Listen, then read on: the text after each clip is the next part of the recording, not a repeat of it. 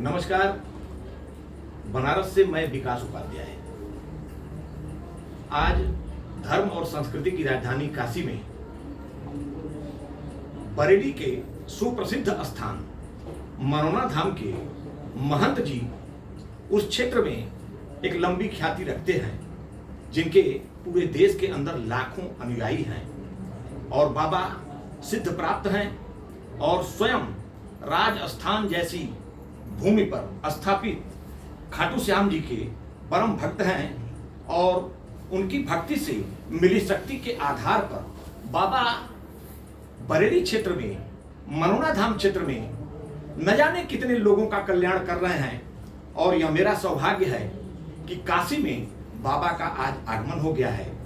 बाबा विश्वनाथ जी का दर्शन, काल भैरव बाबा का दर्शन, स्वयं महामृत्युंजय में रुद्राभिषेक करने के उपरांत बाबा राजघाट के निकट जिस स्थान पर रुके हुए हैं, उस स्थान पर जब हमारी मुलाकात हुई तो बाबा के भाव, भक्ति और बाबा की शक्ति से प्रभावित होकर के आज मैं सोशल मीडिया पर हूं, अपने साथियों के बीच में हूं और बाबा जी के साथ हूं। मेरे कुछ सवाल हैं। इस देवभूमि पर, भारत संपूर्ण भारत की भूमि देवभूमि है। इस देवभूमि पर न जाने कितने अनेकों संत महंत, न जाने कितनों सिद्धहस्त लोग, साधु सन्यासी आते रहते हैं और लोगों का कल्याण करते रहते हैं। इस क्रम में बाबा जी जिस तरीके से आप बरेली क्षेत्र में लोगों का कल्याण कर रहे हैं, वह कौन सी ऐसी शक्ति है जो आपके अंदर समाविष्ट है, जो आपको इतनी ऊर्जा दे रही है कि आप लोगों को आशीर्वाद देते हैं और लोग हंसते खेलते मुस्कुराते अपने घरों की तरफ जाते हैं। बाबा जी जय श्री श्याम। बाबा की ही शक्ति है मेन तौर पे अगर देखा जाए तो, क्योंकि बाबा की शक्ति से ही वहाँ सारे काम हो रहे हैं और जो भी मरीज वहाँ ठीक होते हैं, बाबा की कृपा से ही वहाँ ठीक होते हैं। और बाबा जी आपके जैसे कि लोग आते हैं आपके पास, तो मैं तो अनेकों आपके जो है भक्तों से भी मिला हूँ और आपकी अनेकों वीडियो जो है सोशल मीडिया पर है, यूट्यूब पर है, जिस पर मैं देखता हूँ कि लोग रोते हुए आते हैं, आसक्त रहते हैं, चल नहीं पाते हैं। और ऐसे लोग जब आते हैं, बड़ा कुतूहलवश उन वीडियो को देखता हूं कि लोग रोते हुए आते हैं, कि तो जब आप स्वतः उनके पास जो चल के आपके पास नहीं आते हैं, तो आप स्वतः उनके पास चल के चले जाते हैं और उनको क्या ऐसा देते हैं जिससे कि वो लोग जो है तुरंत ऊर्जावान हो जाते हैं और गतिमान हो जाते हैं। आपने कई सारे वीडियो देखे होंगे, हिंदुस्तान के मैं ऑल ओवर वर्ल्ड की बात करता हूँ। एक ऐसा धाम है ये मनोना धाम, यहाँ पर वेंटिलेटर और एम्बुलेंस आते हैं। कभी भी आपने मंदिर में, मस्जिद में, किसी भी स्थान पर आपने वेंटिलेटर को जाते नहीं देखा होगा, क्योंकि डॉक्टर के लिए रिकमेंड करेगा, अस्पताल के लिए भेजता है मरीज के लिए। लेकिन मनोना धाम ऐसा धाम बन चुका है कि वहाँ डॉक्टर भेज रहे हैं वेंटिलेटर या एम्बुलेंस कि भाई हमसे हो चुका, अब इनको मनोना धाम घुमा लाओ आप। तो हमारे लिए अपने आप लिए बहुत सौभाग्य की बात है, उस भूमि के लिए बहुत सौभाग्य की बात है कि बाबा की वहाँ पर असीम कृपा है, क्योंकि वो बाबा की जन्मस्थली है। बाबा की जन्मस्थली होने की वजह से बाबा वहां पर पूर्ण रूप से विद्यमान है और बाबा ने हम पर ऐसी कृपा कर रखी है कि इन हाथों से लोग ठीक हो रहे हैं। माध्यम बना रखा है हमारे लिए और हमें भी ये लगता है कि बाबा ने जो जॉब हमें सौंपी है, जो नौकरी हमें सौंपी है, वो नौकरी में अपना 100% दें हम, ज्यादा से ज्यादा लोग वहां से ठीक हों। इसी वजह से ज्यादा लोगों से मिलते हैं। रात में भी अगर हमें पता चलता है एम्बुलेंस से कोई मरीज आया है तो हम उठ के जाते हैं, चाहे कितने भी बिजी हों, हम सारे काम छोड़ के उन मरीजों को देखते हैं। हमारी प्राथमिकता वो मरीज होती है, क्योंकि वो मरीज अगर आ रहे हैं, कितनी आस्था से आ रहे हैं, फिर प्लस डॉक्टर भेज रहे हैं उनको। सबसे बड़ी बात तो हमारे लिए ये है कि डॉक्टर उनसे कहते हैं कि आप भाई इनको मनोना धाम घुमा लाओ, लास्ट इनका ये वहां हो सकता है, कुछ हमारी तरफ से तो मना हो चुका है। तो वहां से लोग ठीक हो जाते हैं। इस तरीके के एम्बुलेंस से जो लोग आते हैं वेंटिलेटर पे, उनके जो पेशेंट मतलब घर वाले आते हैं, वो भी सोचते हैं कि इनका कुछ हो नहीं पाएगा, लेकिन जब आते हैं, मिलते हैं, जब हमको एक ढक्कन जल पिलाते हैं, तो वो उनके आंखों में भी आंसू आ जाते हैं, महाराज जी ये कैसे हो गया। तो ये कर तो सब बाबा रहे हैं, मुझे सिर्फ माध्यम बनाया है। तो आप कि स्वयं महंत जी का कहना है कि जिस देवभूमि पर, जिस स्थान पर मैं बैठा हूं, वह बाबा की जन्मभूमि है और उनकी कुछ ऐसी शक्ति है, यह मुझे खुद पता नहीं है, या इसका मुझे कोई आभास नहीं है।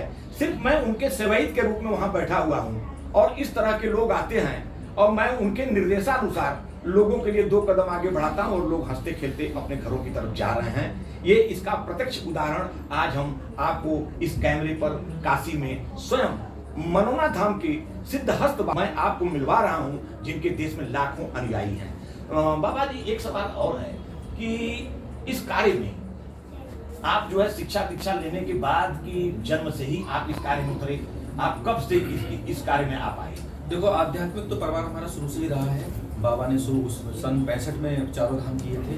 तो कहने का मतलब ये है कि जब बच्चा किसी भी प्रदेश में पढ़ता है और जो वातावरण होता है, धीरे धीरे उसकी रुचि उसी में होती है। गुरुकुल कांगड़ी हरिद्वार में हमने शिक्षा प्राप्त की, तो उसके बाद धीरे धीरे अध्यात्म में इतनी रुचि बढ़ती चली गई। और बीएससी करने के बाद में फिर हम कुछ समय एनसीआर में भी रहे, दिल्ली में भी रहे। और सबसे मेन चीज़ है, जिस स्थान पे अभी धाम बना हुआ है उस स्थान से में ऐसा अटैचमेंट था कि वो जंगली जंगल था। मतलब वहाँ पर कोई भी किसी भी तरीके के भौतिक सुख वाले सुविधा वाले कोई भी साधन नहीं थे वहाँ पर। ना वहाँ नल था, ना वहाँ लाइट थी, ना वहाँ कुछ नहीं था, जंगल था। तो हम जब वहाँ जंगल में रहते थे तो हमारे घर वाले हमेशा कहते थे, तुम दिल्ली के रहने वाले, एनसीआर में रहने वाले, वो लाइफ जीने वाले, तुम जंगल में तुम्हें कैसे अच्छा लगता है। लेकिन वो भूमि हमें अपनी तरफ आकर्षित कर रही थी। और यही हुआ कि बैराग हुआ और एक तरीके से पूरा घर बार छोड़ के सब कुछ एकदम इस आध्यात्मिक ओर मुड़ गए। और बाबा की ऐसी कृपा हो गई कि जिस पे हाथ रख रहे हैं वो ठीक हो रहे हैं। तो हमें लगता है कि शायद बाबा ने इसीलिए हमें जन्म दिया था, इसीलिए हमें चुना था। अरबों खरबों लोगों में से अगर हमें चुना है तो हमने भी अपने जीवन के प्रण करे हैं कि कभी भी हम वहां पर पैसे का चलन नहीं चलने देंगे। धाम की सबसे बड़ी खूबसूरती यह है कि इतने बड़े चमत्कार हो रहे हैं और लाइव हो रहे हैं, जबकि लाइव चमत्कार कहीं नहीं होती है। वहाँ लाइव हाथ रखा, हाथ उठाया, गांठ गायब हो गई। कोई बैंक उस पे आया, आपका व्हील चेयर पे आया, व्हील चेयर पे से उंगली उठाई, पकड़ चला दिया उसको। कोई अपना वॉकर से आया, वॉकर उसका छुटा दिया। तो ये इस तरीके के जो चमत्कार वहाँ हो रहे हैं, बाबा कर रहे हैं। तो हम ही सोचते हैं कि अगर बाबा ने हमें चुना है तो हम जीवन में कभी बाबा को निराश नहीं करेंगे, उस कृपा का कभी रेट नहीं लगाएंगे। आपने देखा होगा ज्यादातर लोगों ने क्या कर रखा है, उस पर जरा सी भी किसी की कृपा हुई, उन्होंने तुरंत उसे व्यवसाय बना दिया। ये इतना पैसा लाओ, ये रसीद कटाओ, ये करो, वो करो, इस तरीके से, और पैसे का चलन चलना शुरू कर दिया।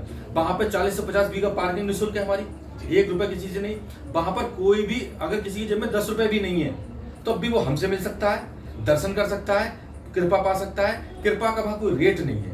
कृपा का हमने, और जब तक मैं जीवित रहूंगा तब तक कृपा का कोई रेट लगने भी नहीं दूंगा। क्योंकि कोई व्यक्ति वैसे ही परेशान है और जैसे ही उसके सामने पैसे का सवाल आता है कि वहाँ पैसे चढ़ते हैं, पैसे लिए जाते हैं, या पैसा दे के ही आप मिलोगे मैन जी से, तो फिर उसका जो भाव होता है वो खत्म हो जाता है, प्लस परेशानी उसकी बढ़ जाती है। तो पैसे इंतजाम कहाँ से करे वो। तो हमने इन चीज़ों को बड़ा छोटी छोटी चीज़ों को समझा, और इसीलिए मनोना धाम पर इतनी बड़ी पॉजिटिव एनर्जी है कि वहाँ इस तरीके के लोग ठीक होते हैं। क्या बात है, बहुत सुंदर। ये बताएं आपकी आपका जीवन दाम्पत्य जीवन में बदला है कि नहीं बदला? नहीं, मैं मतलब एक तरीके से देखा जाए तो मैंने शादी नहीं की है और मैंने शादी करूंगा। ऐसा विचार क्यों आ रहा है? देखो, शादी करने के बाद मतलब एक तरीके से देखा जाए ना, नॉर्मल तरीके से भी देखो, जा बच्चा सामने खड़ा है आपका और बच्चे ने कोई सवाल कर दिया, पापा मुझे ये चीज़ चाहिए, तो उसको पाने के लिए, उसको देने के लिए आपको माइंड दौड़ाना पड़ेगा। और जब दौड़ाना पड़ेगा तो छोटा मोटा आपको इधर उधर सोचना पड़ेगा जी, और वो मैं नहीं कर सकता। मैं किसी भी तरीके से, धाम की ये स्थिति है कि अपने परिवार के लिए, भाई के लिए, माँ के लिए, सिस्टर के लिए कोई भाव नहीं बचेगा, जिनके बिना हम रह नहीं सकते थे किसी समय पे, उनके प्रति भाव नहीं है। जब हम मोड़ छड़ी लगाने को खड़े होते हैं तो हमें नहीं पता चलता है इस लाइन में माँ निकल गई, सिस्टर निकल गई, भाई निकल गए, कौन निकल गया। अंदर से भाव खत्म करे बाबा ने। अगर बाबा उन इंद्रियों को कंट्रोल नहीं कराते हमारे लिए तो हम पाखंडी आडंबरी बने रहते, क्योंकि हमारा मन तो उनमें लगा रहता। अब बाबा ने सबसे बड़ी कृपा अगर हम पे करी है तो हमें सारी इंद्रियों पे विजय प्राप्त करा दी है, और विजय प्राप्त होने की वजह से हमें किसी के प्रति कोई भाव नहीं आता है। हमें लगता है कि जो भक्त हैं वही हमारे लिए सब कुछ है, जो वहाँ दंडवत लगा के आ रहे हैं, जो वो निशान लेके आ रहे हैं। बहुत बहुत दूर से लोग निशान लेके आते हैं, मतलब आप ये समझो, आप राजस्थान से निशान लेके आ रहे हैं, 500-600 किलोमीटर दूर से लोग निशान लेके आ रहे हैं वहाँ पर, पैदल चल के, पैदल यात्राएं कर रहे हैं आप। तो जब वो लोग आ रहे हैं तो हमारे लिए वही सब कुछ मेन है, हमें परिवार अपना कोई मेन नहीं है। और अगर हमने शादी कर ली तो हमारा एक फर्ज बनता है कि जिसको हम लेके आए अपने घर में, पत्नी को लेके आए, तो उसका पूरा हम ध्यान रखें। हम ध्यान नहीं रख पाएंगे, हमारे जीवन में भक्त के अलावा कुछ है ही नहीं। वो आने वाले पेशेंट हैं, उन्हीं के बारे में सोचते हैं, उन्हीं के बारे में। अगर किसी पेशेंट को हमने जल दे दिया तो हमें माइंड में चलता रहता, बाबा ठीक कर देना, इतनी दूर से आया है वो। तो हम उनके, अब जब पत्नी हो, बच्चा डाइवर्ट हो जाएगा, और जब डाइवर्ट हो जाएगा तो फिर हम ना इधर के रहेंगे ना उधर के रहेंगे, 2 नावों पे हमारे पैर होंगे और सब कुछ सही नहीं रहेगा। तो ये हमारा शादी ना करने का ऐसा नहीं है, बहुत ज़्यादा सबकी लोग एक तरीके से इज्जत करते हैं, सबको इज्जत से देखते हैं। और ये भी नहीं कहते हैं कि सारे लोग मुझे फॉलो करें, शादी ना करें।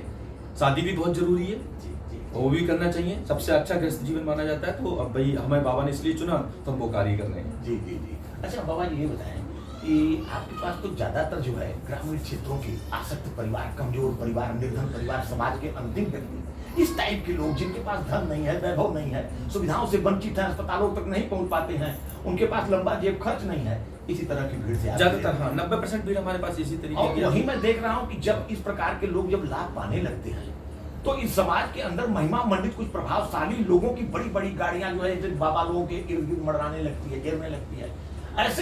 ऐसी स्थिति में जब कभी आप भी अपने को घिरा पाते होंगे तो कैसा महसूस करते हैं? नहीं, मेरे मतलब उन चीज़ों में मुझे कोई रस ही नहीं रहा है। वो उन चीज़ों में, उन लोगों में मुझे कोई रस ही नहीं है।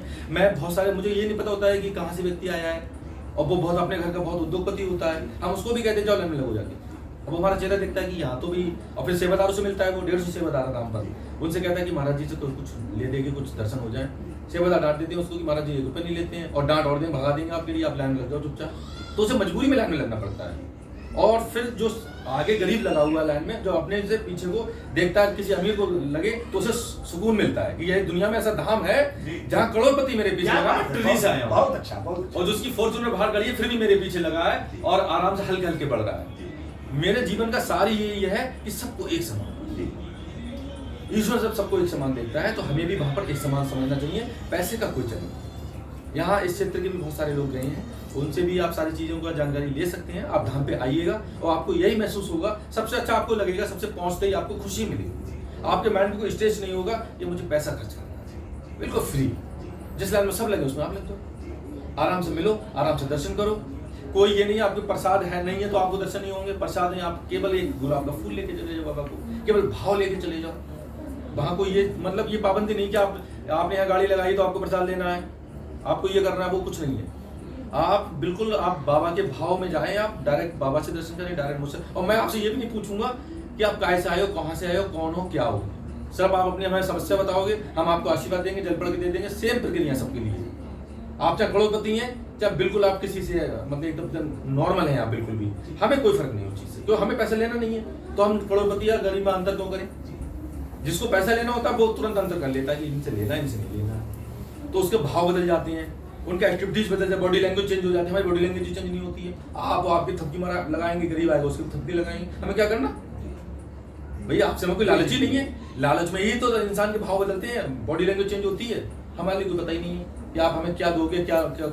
हमें अगर किसी भी चीज़ की आवश्यकता होती है, सिर्फ हम भाव लाते हैं अंदर में और बाबा प्रकट करते हैं। एक घटना बताएं आपके लिए। हम अभी इससे पहले क्या था कि हम जब कहीं जाते थे तो हम किसी सेवादार की गाड़ी मंगा ली या किसी की कुछ हमने फ़ोन कर दिया कि भाई आ जाओ, मैंने वहाँ से छोड़ देना, अपने आप पे कोई वाहन अपना नहीं था। तो ऐसे हम एक फ़ोन कर रहे थे, तो जो भक्त लेके आ रहे थे उनको थोड़ा समय लग रहा था कि महाराज जी अभी बस हम ट्रैफिक में फंसे हुए, अभी गाड़ी पहुँचा रहे हैं, आप चले जाना। तो हमने केवल एक तरीके से ना मजाक में बाबा की तरफ देखा और बाबा से हमने बोला, बाबा इतना क्यों परेशान करा रहे हो, एक गाड़ी क्यों ना दे दो हमें, ये हमने बोला उनसे। फिर हमने कान पकड़े, हमने बाबा हमने तो प्रण करा था, हम तो आपसे कुछ मांगेंगे ही नहीं कभी, गलती हुई मैं माफ कर देता। ठीक तीसरे दिन एक भक्त ने फॉर्च्यूनर गिफ्ट कर दिया। तीसरे दिन, 3 दिन नहीं करने दिए बाबा ने, और उसने भी हमारे लिए सरप्राइज दिया। उसने हमें नहीं बताया, ना किसी को पता चल पाया। उसने डायरेक्ट आगे वहाँ पे टेंट लगाया, टेंट लगा के पूरा टेंट सजाया और फॉर्च्यूनर ला के, नई फॉर्च्यूनर ला के लेकर दी और श्री राम से आगे फीता कटवाया। तब हमें, और हम जब फीता करा तब भी हमें नहीं पता थी गाड़ी हमें गिफ्ट हो रही थी। जब उसने चाबी हमें दी और कहा महाराज जी गाड़ी आपके लिए, तो हमारे चेहरे को भाव ही नहीं थे। सारे जो यूट्यूबर्स थे जो मतलब एक तरीका से वीडियो बना रहे थे, वो सोच रहे थे महाराज जी के चेहरे भाव नहीं आया कोई, ना खुशी का ना गम का। तो हमने हमारा इसमें कुछ है ही नहीं, ये बाबा ने भेजी है, बाबा की है, ठीक है, और बाबा के कार्यों में लगेगी है, धाम के कार्यों में लगेगी है। मेरा क्या इसमें क्या है, ये तो सब चीज़ें एक तरीके से बहुत ही शुभ है। तो कहने का मतलब ये है कि बाबा से अगर हमें कुछ मांगना हो तो बाबा हमें देते हैं, तो हम भक्तों से क्यों मांगें। भक्त खुद हमसे मांगने आ रहे हैं, भक्त खुद बाबा